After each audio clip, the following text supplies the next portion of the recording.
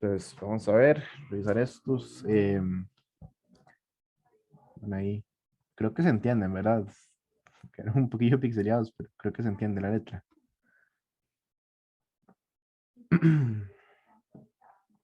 Em, para este primero, bueno, a ver. de arriba. Ah, no, no, este primero. Ok, dice, sobre Z se define la relación de equivalencia R de esta manera. Y entonces lo que pide es escribir tres elementos de la clase de equivalencia del menos uno. Voy a hacer una cosa mejor porque creo que no me va a quedar, no me va a alcanzar el espacio. A ver si los puedo recortar mejor.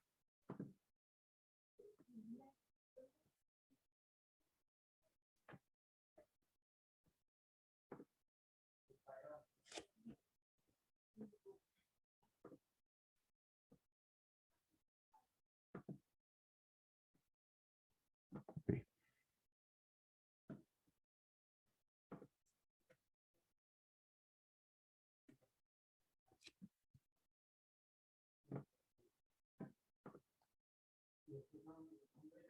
Y se ve mejor, ¿verdad?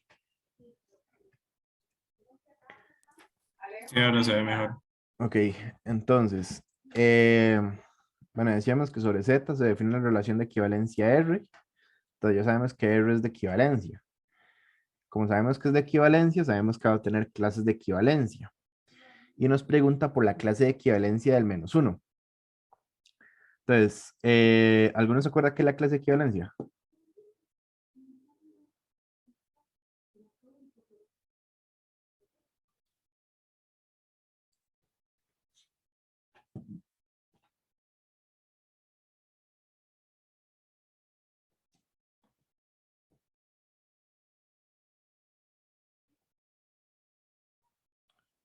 No.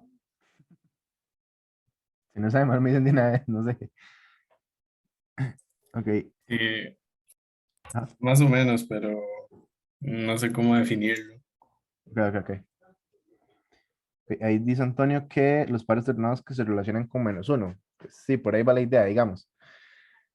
Eh, no exactamente pares ordenados, pero los elementos de los pares ordenados que se forman con el menos uno y ese otro elemento, ¿verdad? O sea, técnicamente lo que iba en el segundo mensaje, los que se relacionan con menos uno.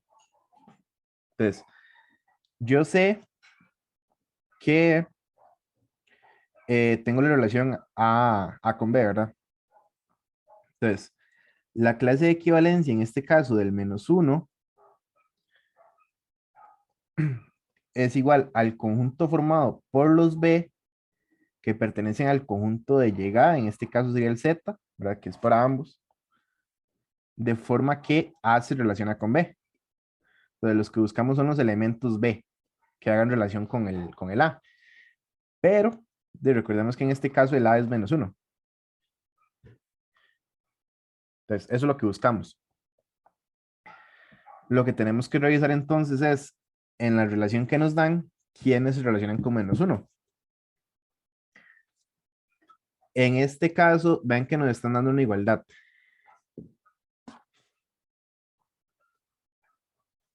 Entonces, la idea sería, bueno, sabemos que la es menos uno, entonces yo puedo decir, bueno, menos uno es igual a B más 7P, donde P yo sé que es un entero, cualquier entero, y solo necesito que me lo cumpla algún entero. Pero yo lo que estoy buscando son los elementos, los B. ¿Qué, Mauricio, todo bien?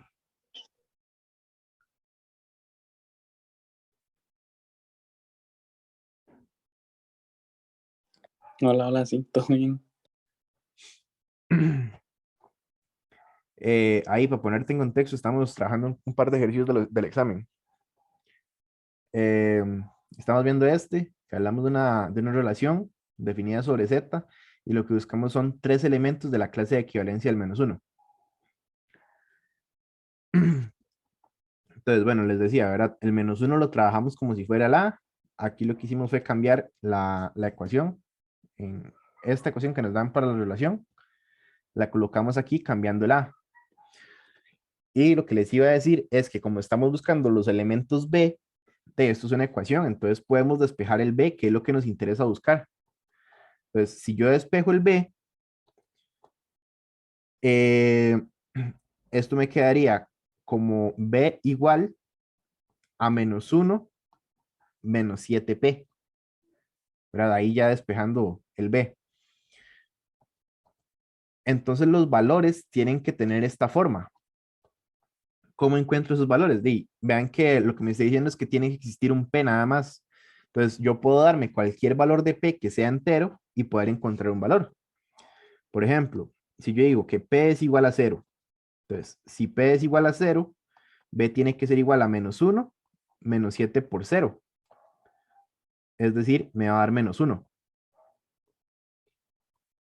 Si P es igual a 1, por ejemplo, entonces B va a ser igual a menos 1 menos 7 por 1. Eso me va a dar menos 8. También puedo agarrar negativo si quieren, ¿verdad? Por ejemplo, si P es igual a menos 1, entonces esto me va a dar que B es igual a menos 1 menos 7 por menos 1. Menos 7 por menos 1 me da 7 positivo. 7 positivo y, bueno, menos 1, digamos, ¿verdad? Menos 1 más 7 me quedaría técnicamente. Eso me va a dar 6 positivo. Y estos valores son valores de B que se están relacionando con menos 1, tomando un valor P de esta manera. Pero ¿qué es lo que me interesa a mí? De los valores de B, porque me están pidiendo la clase de equivalencia o 3 valores de la clase de equivalencia. Entonces, esos 3 valores serían estos 3 valores que me están quedando acá. ¿Está bien?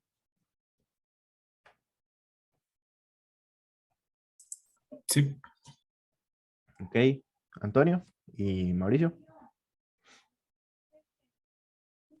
Sí.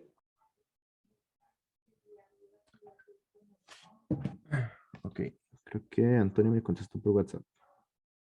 Ok, dice que sí, todo bien entonces. Ah, cierto. Alejandro, por aquello, no he actualizado, no tengo licencia de Zoom, entonces ahorita se cierra la reunión por aquello. Nada más vuelven a entrar al mismo enlace. ¿Está bien? Ok. La voy haciendo así por pedazos. Estaba por comprar una licencia, pero como se subió el dólar, lo he pensado demasiado. Ay, ok. Vamos con el segundo. El segundo sería este de acá.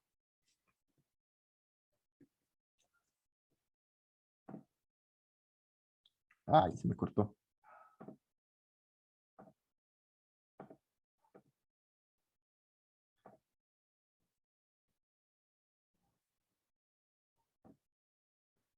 Ay,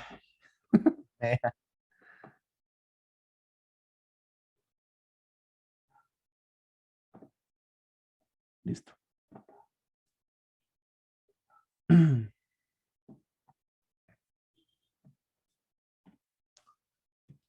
Em, bueno, ya caemos varios. Les pregunto, ¿alguno sabe cómo hacer este? ¿Tienen alguna idea antes de hacerlo yo? Ahí no es como que hay que fijarse como las filas que se repiten y ya después ir como sumando. Bueno, no sé cómo explicarle. Ok, sí, creo que sí te agarré la idea. Vamos a ver. El ejercicio dice, considera el conjunto B, sobre el cual se tiene la relación de equivalencia R, cuya matriz está de esa manera. Entonces, ¿cuál es la cardinalidad del conjunto cociente? Entonces, primero que nada, ¿qué es el conjunto cociente? Conjunto cociente, acordémonos que es el conjunto de todas las clases de equivalencia. Ajá, entonces la cardinalidad de eso. Tenemos que ver entonces cuántas clases de equivalencia diferentes hay, ¿verdad? Entonces, tenemos dos opciones. Hacerlo a pata, ir sacando la clase de equivalencia de todos, o lo que me decía Alejandro es, por ejemplo, el -10 que está aquí, esta es la fila del -10, ¿verdad? Entonces, bueno, el -10 yo sé que se relaciona con el -10 también, con el mismo. Se relaciona con este valor, con este y con este, que esos vendrían siendo 2, 3 y 10. Entonces, el -10, yo sé que la clase de equivalencia de aquí va a ser -10, 2, 3 y 10. Pero vean que, por ejemplo, acá, este debería ser el 2. El 2 tiene la misma clase de equivalencia, se relaciona con -10, 2, 3 y 10. El 3 también y el 10, ¿verdad? Entonces, de nosotros viendo las filas, podemos ver la clase de equivalencia. No necesitamos sacarla como tal, pero podemos ver que donde se repite una fila, entonces es la misma clase de equivalencia. O sea, de esos 4, como se repite, lo que sacamos es una sola clase de equivalencia, ¿verdad?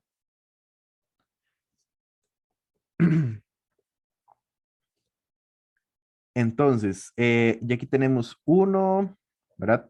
Estos hacen 1. Y vemos las demás, a ver si alguna otra se repite. De esta, ven que tenemos otra, ¿verdad? Entonces, ahí tendríamos otra. Esta es la misma que esta que le sigue, esta otra y esta, ¿verdad? Entonces, ahí hay otras 4 que se repiten. Y después veríamos esta, ¿verdad? La fila 4, que es una clase de equivalencia diferente. Entonces, de esta podemos ver que también se repite con esta última, que es la que nos queda aquí abajo. Entonces, ahí tendríamos otra clase de equivalencia. Entonces, solamente contamos cuántas filas diferentes hay, ¿verdad? Eso es lo que nos dice cuántas clases de equivalencia hay. Y la cantidad de clases de equivalencia es la cardinalidad del conjunto cociente. Entonces, aquí sería 3. ¿Sí está bien? Sí, Mauricio, ¿está bien?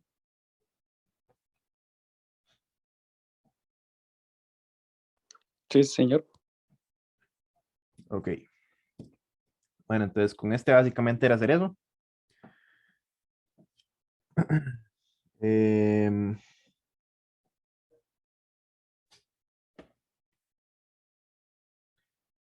considere-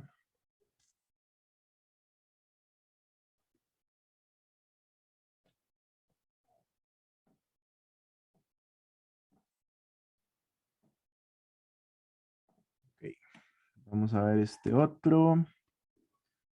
Creo que esto mejor me lo va a llevar para otra hoja.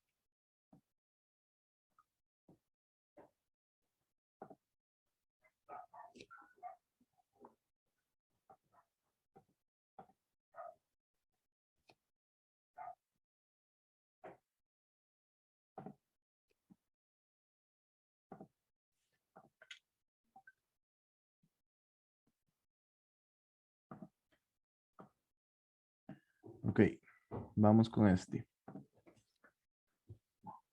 Este dice, considera la función f definida de su manera, donde z es una constante real. Ok, tenemos z como una constante, ¿verdad? Si se sabe que la preimagen de 6 a partir de f es -69, entonces el valor de z corresponde a, básicamente tenemos que encontrar el valor de z. Entonces, lo que tenemos que ver es quién es quién es la preimagen y quién es la imagen, porque aquí nos están dando los dos valores. Entonces, nos hablan de que la preimagen de 6, básicamente, eh, si yo evalúo un valor aquí en la función, me tiene que dar 6, ¿verdad? Eso es lo que me está diciendo.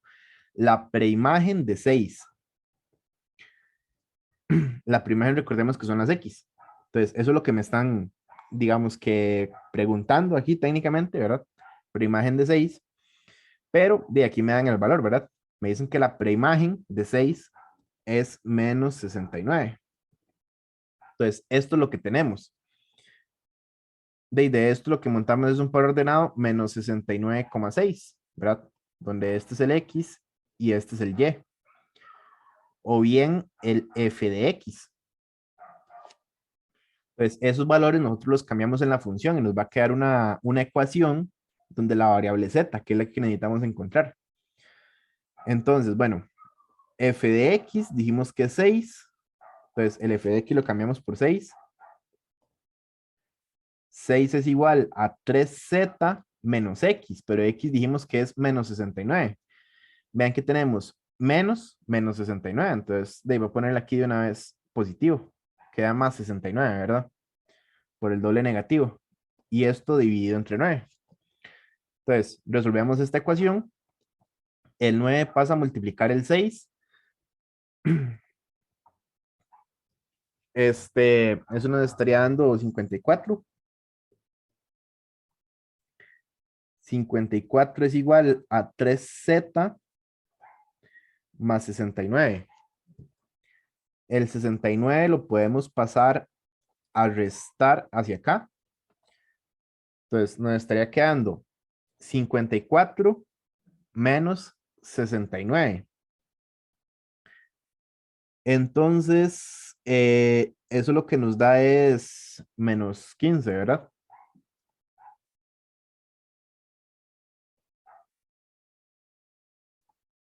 Si no me equivoco, eso es lo que da. Y nos queda igual a 3z. Y luego este 3, como está multiplicando, pasa a dividir al 15. Entonces, nos queda, bueno, 15 dividido entre 3 me da 5. Como el 15 es negativo, me queda menos 5. Menos 5 es igual a z. Ahí está, ese es el valor de z. ¿Saben?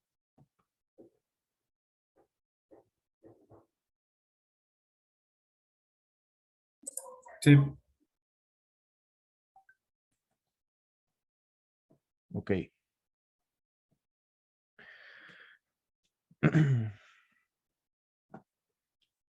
Vamos con el siguiente.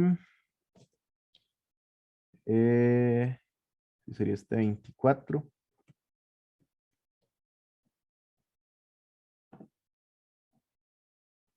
Rayos, se me olvidó desacomodar.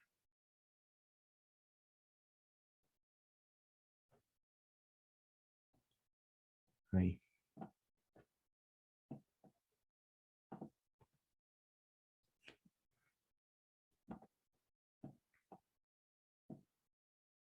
Eso muy grande. Ok. Este dice, sea e igual a menos 5,2. Considere la función f que va de e cruz e hacia a, definida de esa forma. Si se sabe que f es sobreyectiva, indique separados por coma todos los elementos del conjunto A. Ok. Entonces vamos a ver.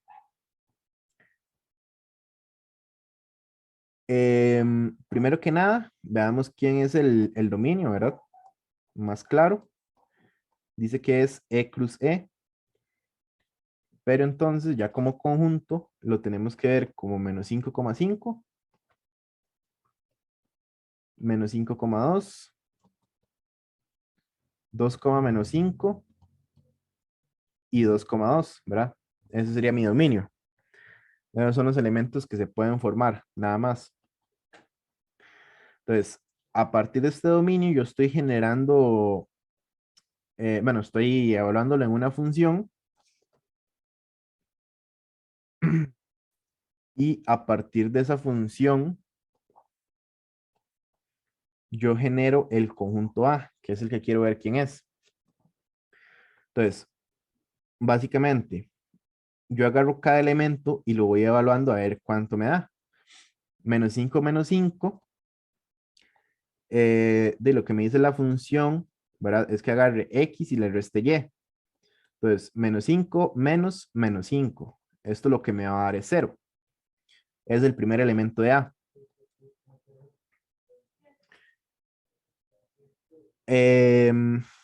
Este otro sería menos 5 menos 2.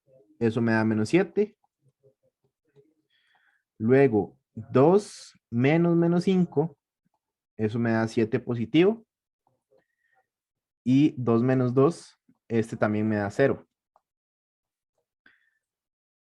Ok, entonces, así estaría teniendo lo que sería mi dominio y mi ámbito. Ahora, lo que me están preguntando es el conjunto A, pero el conjunto A, técnicamente, ¿verdad? Si estamos hablando de una función en general, el conjunto A aquí estaría siendo el codominio, que el codominio no necesariamente tiene que ser igual al ámbito, que es el que estamos encontrando nosotros ahorita. Pero me están diciendo que la función es sobreyectiva, ¿verdad? Entonces, ¿qué quiere decir que la función sea sobreyectiva? O sea, ¿qué me va a entender eso? Que no es que no sobra ningún elemento en el codominio. Ok, eso es lo que me dice que una función sea sobreyectiva, ¿verdad? En el codominio no sobra ningún elemento. Eso se puede interpretar también como que mi ámbito es exactamente igual a mi codominio. Entonces, de aquí es válido decir que mi codominio es igual al conjunto formado por menos 7, 0 y 7, ¿verdad? Y esos son los elementos que yo coloco aquí. Menos 7, 0 y 7. ¿Está bien?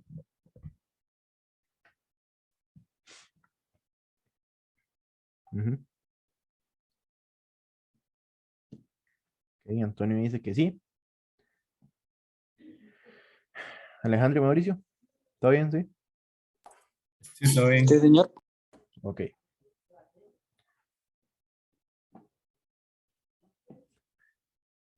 Vamos a ver. Eh, vamos con el último de acá.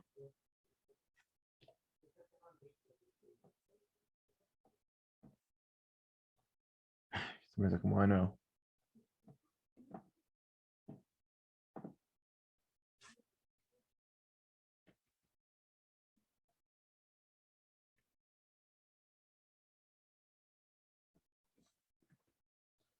A ver.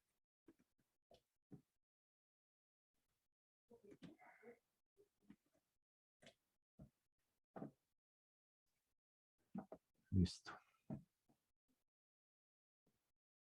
Ok.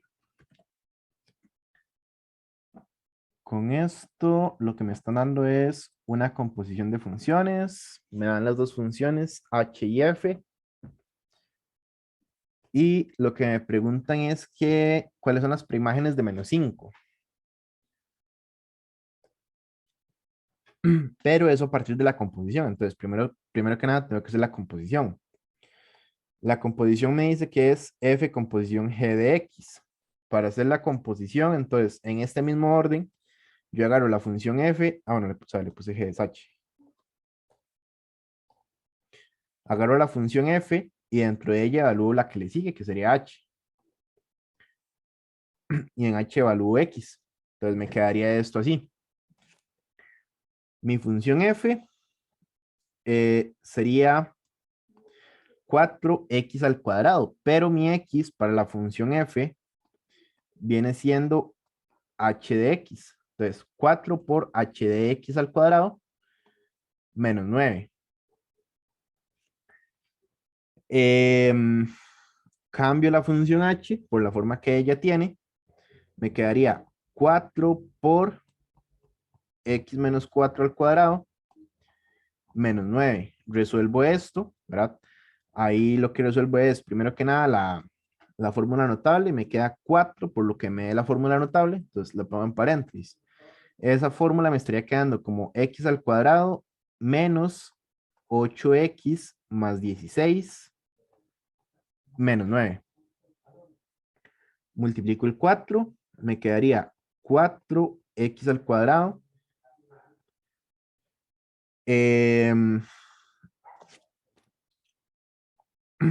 menos 32x más 64 menos 9. Y bueno, aquí nada más resuelvo 64 menos 9. Me quedaría 4x al cuadrado menos 32 más 55, ¿verdad? Así me estaría quedando la composición, ¿verdad? Entonces, ya teniendo la función como tal, lo que tengo que buscar son las preimágenes de -5. Entonces, me está hablando de preimágenes. Lo que tengo que buscar son X, valores de X. Entonces, bueno, voy a hacerlo aquí para no tener que pasar de página. Yo lo que hago es, bueno, me están dando el valor de Y como tal, ¿verdad? Ese -5 lo cambio por el F composición H de X. -5 es entonces igual a 4x al cuadrado menos 32 más 55. Y entonces esto resolver una ecuación cuadrática. Esto me quedaría como 4x al cuadrado menos 32. Aquí me comí las x, ¿verdad? Menos 32x. 55, el -5 pasa a sumar el 5, ¿verdad? Entonces me quedaría más 60 igual a 0. Esto sería la ecuación que tengo que resolver. De ahí me tienen que salir dos soluciones.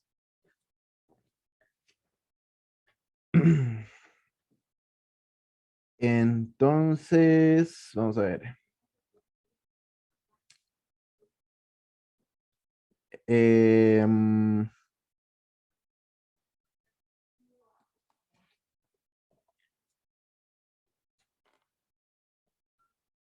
Eso lo podemos hacer por factorización. ¿Sí recuerdan de factorización ustedes? Sí, más o menos.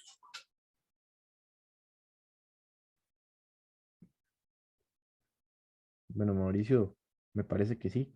Creo que ahí lo estaba viendo. Y no sé, Antonio. ¿Cómo fue? ¿Cómo fue? ¿Cómo fue? Perdón. Factorización. Tiene que acordar De de la eso. cuadrática. Sí. Hay que sacar el discriminante a ver si da una raíz. No, em, factorización, muchacho. sí, No. Ya ahí me lo está haciendo por fórmula general. de no, pero es para saber si se puede hacer por inspección. Yo lo hago así para. Bueno, también, pero yo le estoy diciendo ya que lo puede hacer por inspección. Ah, bueno, está bien. Voy a Ok, pensarla entonces. vean. eh, bueno, primero que nada, aquí podemos simplificar un poco esto, porque todos los elementos los podemos dividir entre 4. Entonces podemos sacar un 4 a factor común y ese 4 que sale a factor común lo mandamos a dividir al 0 para que desaparezca técnicamente. Entonces, esto puede quedar más bien como x al cuadrado menos 8x.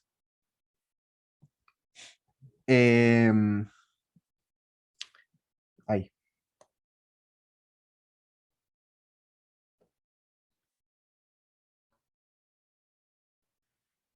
Ok, más 15 igual a 0. Entonces, esto no es fácil de factorizar, ¿verdad?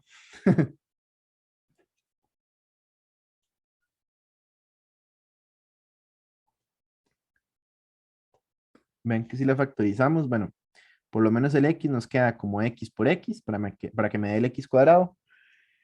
Y el 15 tengo que ver cómo lo separo, ¿verdad? Para poder llegar a ese -8.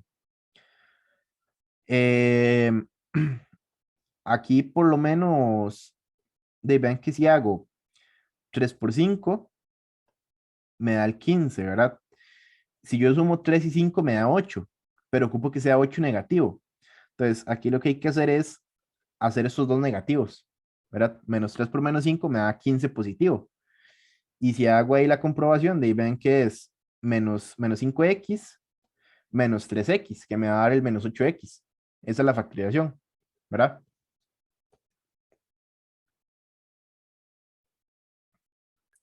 Sí. Ok, entonces, eh, aquí me queda esto factorizado como x menos 3 por x menos 5 igual a 0. Entonces la ecuación pasa a ser esto. Y entonces de aquí uno lo que tiene que pensar es, bueno, para que una multiplicación, ¿verdad? la multiplicación de los dos paréntesis me dé 0, por lo menos uno de los dos paréntesis me tiene que dar 0. O tiene que ser 0 más bien. Entonces, tengo dos opciones. X menos 3 es igual a 0 o X menos 5 es igual a 0. Si yo despejo la X de ellos, me va a quedar que X es igual a 3 o X es igual a 5. Que estas serían las dos soluciones. El 3 y el 5. Sí, está bien. Sí. Ok.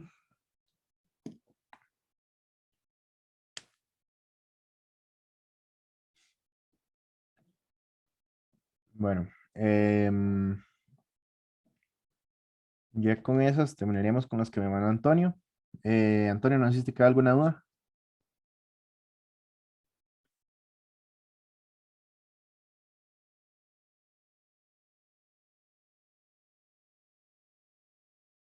Ok, dice que todo súper claro.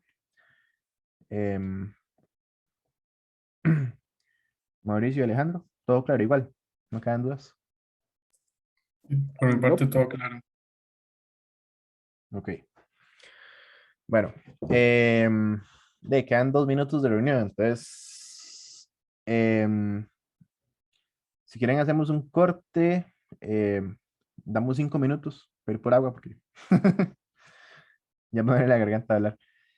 Y, y ya volvemos a las 7:45 puede ser, para seguir ya con el ejercicio que me mandó Alejandro y no sé si Mauricio, que no le pregunté si tenía alguna duda. Pues si queda tiempo, sí, si no, no hay problema. Ok. No, no, yo creo que sí queda tiempo. Eh, Alejandro ahí lo que me mandó fue un ejercicio. No sé si tendría más, pero ahí lo vemos. Ahí vamos a ver cómo salimos. Bueno, entonces 7:45 nos volvemos a conectar a la misma reunión, ¿verdad? Eh, a ver. Ok, ahora sí, seguimos. Dice, bueno, nos dan dos funciones, f y g, ambas definidas de R en R. Tenemos que considerar las afirmaciones que nos dan y ver cuáles son verdaderas. La primera dice que si f es una función cualquiera, entonces debe cumplirse eso que nos dicen ahí.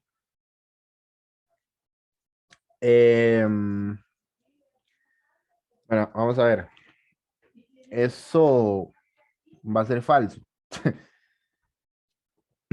Vean, en la primera, bueno, nos dan f de 19x menos 7 menos f de menos 13 x más 20. Para arreglar un poco eso. F de menos 13x más 20, ajá. Y dice que esto es igual a 0. Entonces, consideren una cosa, ¿verdad? Nos están hablando de que al evaluar estos valores o estas expresiones dentro de la función, del momento que nosotros hacemos esa evaluación en f, lo que nos devuelve es un valor real. O sea, esto es un número. No sabemos qué número es exactamente, pero estos dos f's son un número. Entonces, de ahí, nosotros esto lo podemos trabajar como si fuera una ecuación. Entonces, yo puedo decir, por ejemplo, que f de 19x menos 7 es igual a f de menos 13x más 20, ¿verdad? Lo que hago es que este que es negativo lo paso al otro lado a sumar, lo paso positivo. Entonces me quedan dos funciones iguales. Entonces, el detalle está en este paso. Yo podría pensar de estoy hablando de las funciones, las dos imágenes son iguales. Entonces, bueno, yo puedo decir esto, que 19x menos 7 es igual a menos 13x más 20. ¿Puedo hacer eso?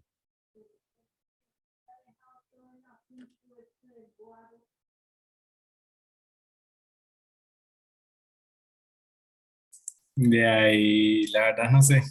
Eso es lo que Tal tienen que ver. vez. Ok, tal vez. Pero ok, el estadista que me están diciendo es una función cualquiera. Entonces, una función cualquiera, tenemos que considerar, bueno, estos f's son elementos en el codominio, ¿verdad? Y estos dos valores son elementos del dominio. Entonces, bueno, así como por hacer el ejemplo. Ay, suave que me quedó bien feo. Bueno, no quedó más bonito, pero bueno. Ok, digamos que tengo un conjunto R que va hacia otro conjunto R a partir de una función f. ¿Verdad? ¿Qué es lo que está pasando aquí técnicamente? Tengo un elemento A, tengo un elemento B, un elemento C en el dominio. Digamos que tengo entonces un elemento D y un elemento E en el codominio. Entonces, yo vengo y digo, bueno, yo evalúo A en la función y me da D. Evalúo B en la función y me da E, pero evalúo C en la función y me vuelve a dar E. Eso es válido, ¿verdad? O sea, esto es una función,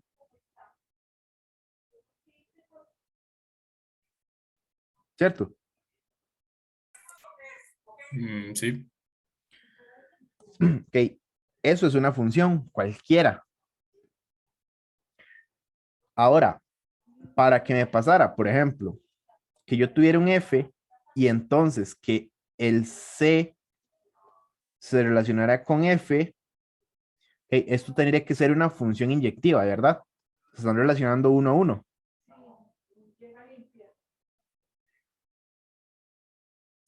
Ajá.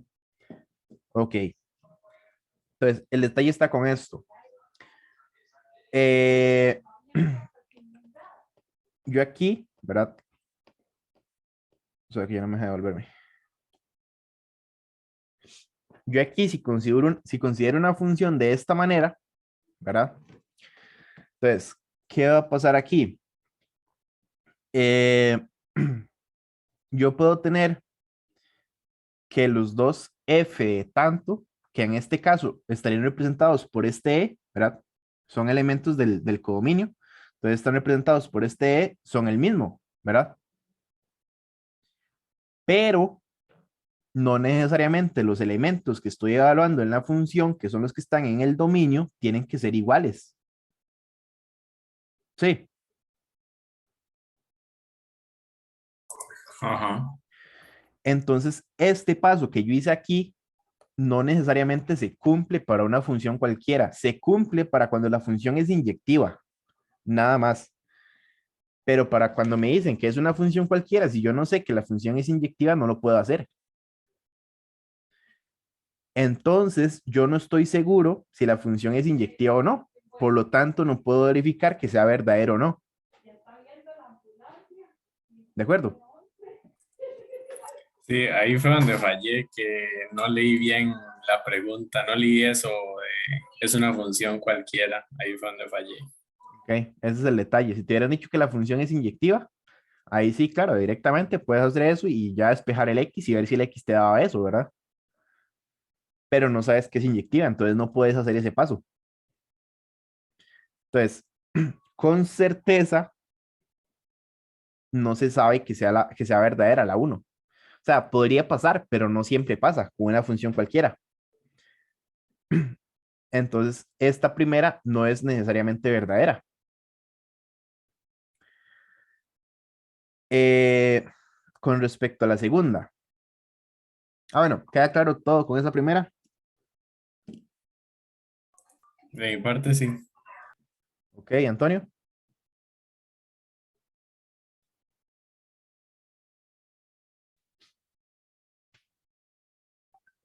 Ok, dice que sí, todo bien. Entonces, vamos con la parte 2.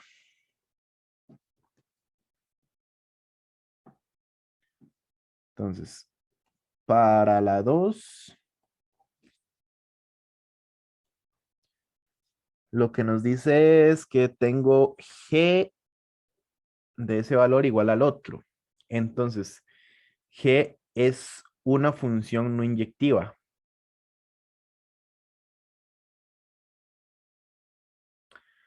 Ok, ya, lo leí mal. Ok, si yo tengo que esos dos G son iguales, entonces G no puede ser una función inyectiva.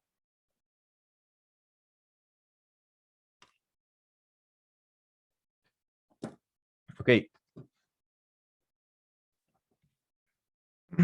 Vamos con la misma idea, en realidad. Creo que ni siquiera va a tener que hacer nada. Lo que voy a hacer es copiarme el grafiquito este. Y lo voy a pegar aquí arriba. Ok, vamos a ver. Entonces, eh, aquí la idea sería, ¿verdad? Estos G son elementos del codominio, ¿verdad? Y los valores que estoy evaluando dentro de ellos son elementos del dominio.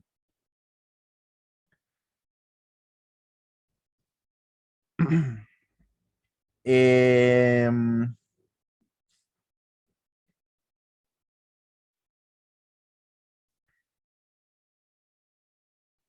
ahí lo que está pasando.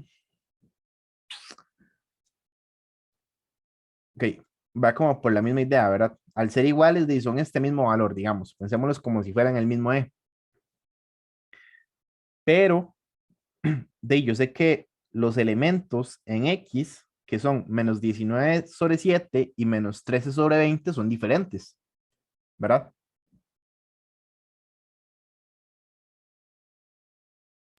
Sí, entonces tendrían que ser iguales para que sea inyectiva. No. Exactamente, exactamente. Si fueran elementos iguales, entonces G sí sería inyectiva, pero en este caso son diferentes. Em, yo tengo que demostrar entonces, que a fin de cuentas creo que sí voy a tener que escribir algo, pero, o sea, como para verlo más formalmente, yo tengo que probar que no es inyectiva. Entonces, ¿se acuerdan de la demostración por contradicción?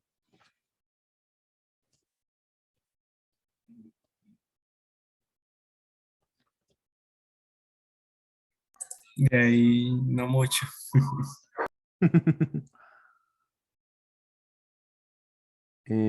Antonio, ¿vos ¿te acordás? Ok, dice que tampoco. Bueno, no importa. Como les digo, es nada más como para verlo, la solución como si fuera algo más formal, digamos. Eh, menos 19 sobre 7. Esto es igual a G de menos 13 sobre 20.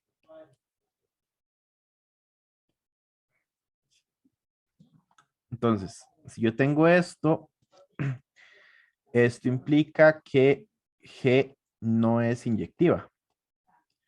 Entonces, supongamos por contradicción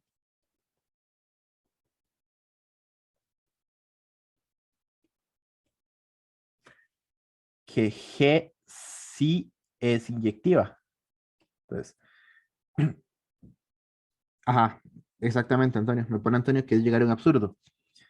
Eh, la idea es de yo voy a partir de la contradicción de la conclusión. Como yo sé que G, o que estoy buscando más bien que G no sea inyectiva, entonces la contradicción sería que G sí es inyectiva. Entonces, si G es inyectiva, por definición, lo que me dice es que para todo X, Y que pertenece, bueno, en este caso sería R, ¿verdad? Siempre pasa que si G de X es igual a G de Y, eso tiene que implicar que X es igual a Y. Ay, de paréntesis cuadrado. Ok, eso es lo que tiene que cumplir al ser inyectiva.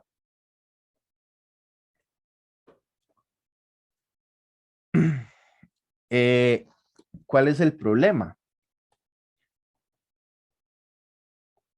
Note que G de menos 19 séptimos es igual a G de menos 13 sobre 20.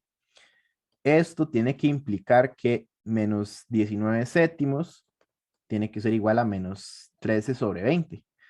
Pero esto es falso, ¿verdad? Aquí está la contradicción, porque esto no tiene sentido, o sea, está mal. Esa es la contradicción o el absurdo. Entonces, eso es absurdo de esa manera y uno ve que entonces G sí es inyectiva. O sea, es básicamente lo mismo que le expliqué, ¿verdad? Que se notaba ahí en el dibujito. Lo que pasa es que ya esto es verlo como más de forma formal. O sea, ya hacerlo como demostración. ¿Está bien? Sí, todo claro. Ok. Pues entonces en este caso estaríamos llegando a que la 2 sí se puede ver completamente verdadera, ¿verdad?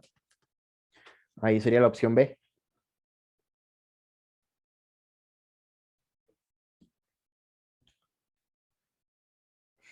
De no sé si tienen alguna otra duda, no sé qué sería Mauricio.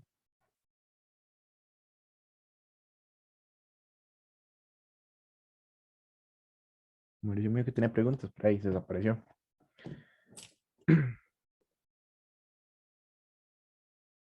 Entonces no sé.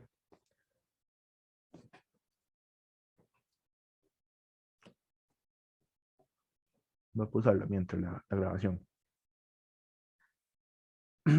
Bueno, vamos a ver entonces. Este otro dice, considera los conjuntos A y B. Considera además las relaciones R y S definidas de A en B, ambas. Me dan el gráfico de S y la matriz de R, o la forma de montar la matriz de R, más bien. Entonces, lo que tengo que buscar es la matriz asociada a la relación S intersección R complemento. Bueno, honestamente, yo prefiero trabajar con gráficos, porque yo me acostumbré así, pero no sé si quieren que lo hagamos con matrices. ¿Cómo No, prefieren sí, que lo hagamos? puede Ah, ser por gráfico también, si quieren. ok, ok. Bueno, entonces, tirémoslo por gráfico. Por gráfico, más simple porque ya tenemos el gráfico de ese. Entonces, ya ese no hay que hacerle nada, lo que tenemos que montar es el gráfico de R. Pero para eso primero tenemos que montar la matriz de R. La matriz de R, como yo sé que está definida de A en B, entonces de mi conjunto partida de estar así. A ver, porque se me fue el internet y la idea también. Ok, estábamos montando la matriz de R. Lo que les decía entonces era que como la relación R está definida de A en B, el conjunto de partida es A, la cantidad de elementos de A me define la cantidad de filas de la matriz. Entonces, en la matriz voy a tener tres filas, ¿verdad? Y B me define las columnas. Entonces voy a tener dos columnas. Ah, no, qué maravilla. Tras de que me sacó, me acaba de poner que me quedan 10 minutos de reunión. Ok. Entonces, montamos la matriz según las reglas que me vayan diciendo. Primero, bueno, lo que hay que ver es dónde están los unos. Primero me dice que va uno si y es par o si es igual a j más uno. Entonces, cuando i es par, el i y el j lo que se refieren es el número como tal de la posición de filas y columnas. Entonces, la fila 1, esta, la fila 2, la fila 3, todos estos son los i. Y la columna 1 y columna 2, en este caso, son los J.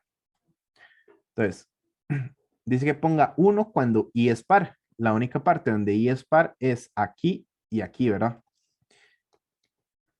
Entonces, en la fila 2 pongo un 1 en ambos espacios, porque solamente está dependiendo de I, no me lo está condicionando con J.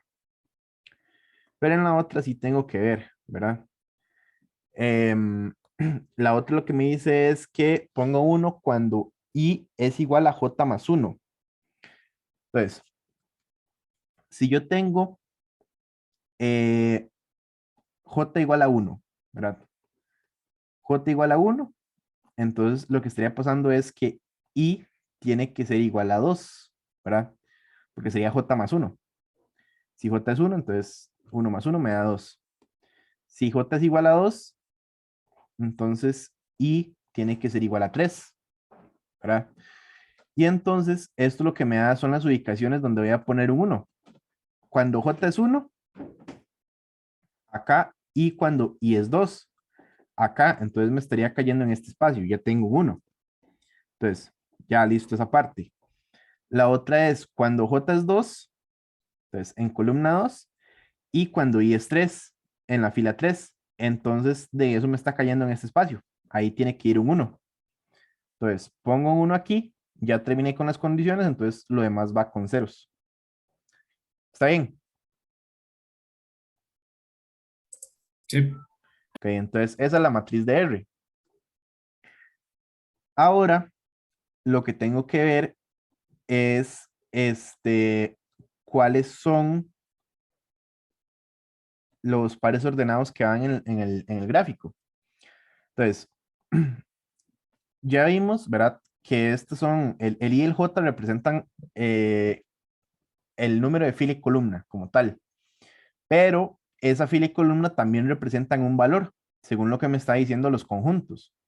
Entonces, la fila 1 está representada por el valor de 5, la fila 2 por el valor de 7 y la 3 por el de 8.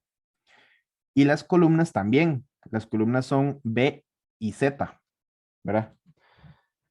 Entonces, yo ahí voy viendo para montar lo que sería el gráfico de R, según lo que me diga la matriz donde hay unos, entonces ahí hay una relación.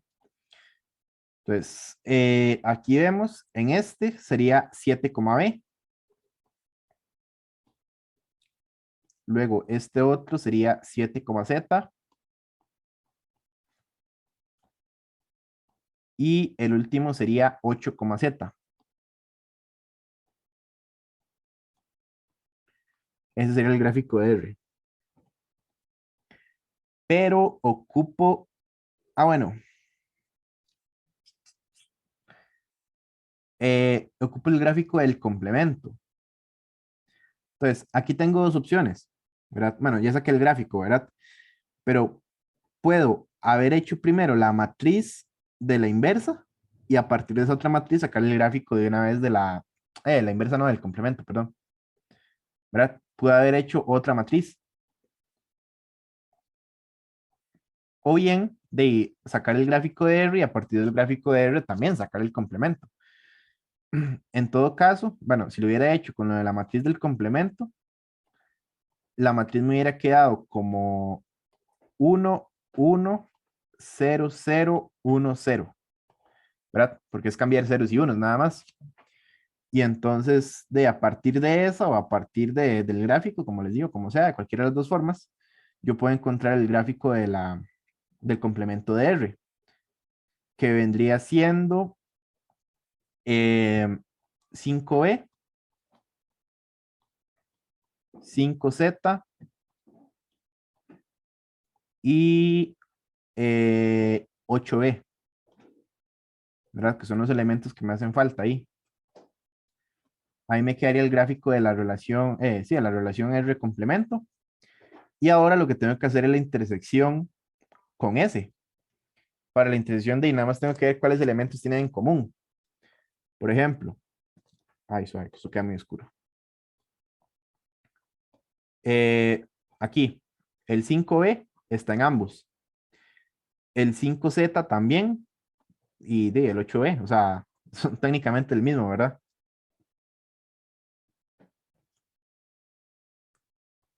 ¿cierto?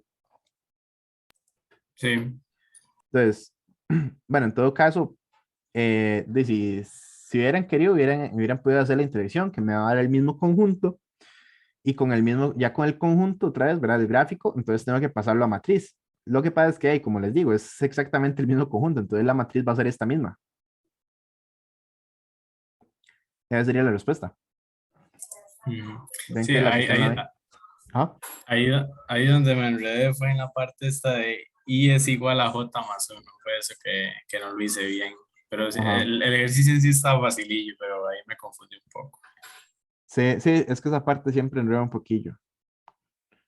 De hecho, a mí me enreda un poco también.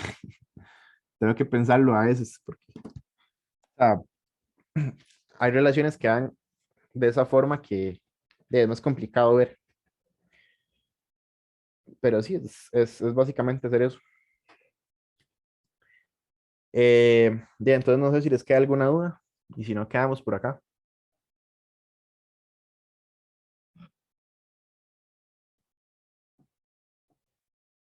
Y de mi parte yo no tengo ninguna otra duda. Ok, Antonio, ¿todo bien?